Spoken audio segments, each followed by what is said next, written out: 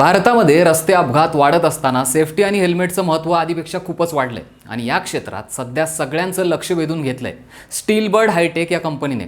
जगातील सर्वात मोठ्या हेल्मेट उत्पादक कंपन्यांपैकी एक असलेल्या स्टील बर्डने या आर्थिक वर्षात 1 कोटींपेक्षा जास्त हेल्मेट विकण्याचं आणि तब्बल 1000 कोटी रुपयांचा महसूल मिळवण्याचं लक्ष्य ठेवलंय। आश्चर्य म्हणजे फक्त पहिल्या 6 महिन्यातच कंपनीने 47 लाखांपेक्षा जास्त हेल्मेट तयार केलेत। म्हणजेच हे आकडे कंपनीच्या वाढत्या कॅपॅसिटीचं आणि लोकांच्या विश्वासाचं प्रमाण देत आहेत। इतकंच नाही तर स्टील बर्ड आता 15 नवे मॉडेल्स बाजारात आणतंय, ज्यात ब्लूटूथ कनेक्टिव्हिटी, फोन कॉलिंग आणि म्युझिक ऐकण्याची सुविधा असेल। त्यात ॲडव्हान्स व्हेंटिलेशन सिस्टम आणि हलक्या पण मजबूत मटेरियलचाही वापर केला गेलाय। म्हणजे एकाच वेळी कंपनीकडून सुरक्षित, स्टायलिश आणि कम्फर्टेबल हेल्मेट बनवले जाणार आहेत।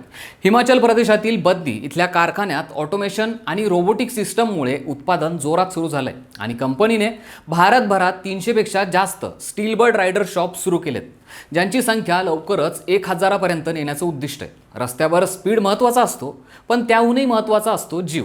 म्हणून हेल्मेट घाला, ते स्टील बर्डचं असो किंवा दुसऱ्या ब्रँडचं, पण लक्षात ठेवा, सेफ्टी फर्स्ट, स्टाईल नेक्स्ट। हेल्मेटमध्ये तुम्हाला आणखीन काय सुविधा पाहिजे असं वाटतं? कमेंट करून नक्की सांगा।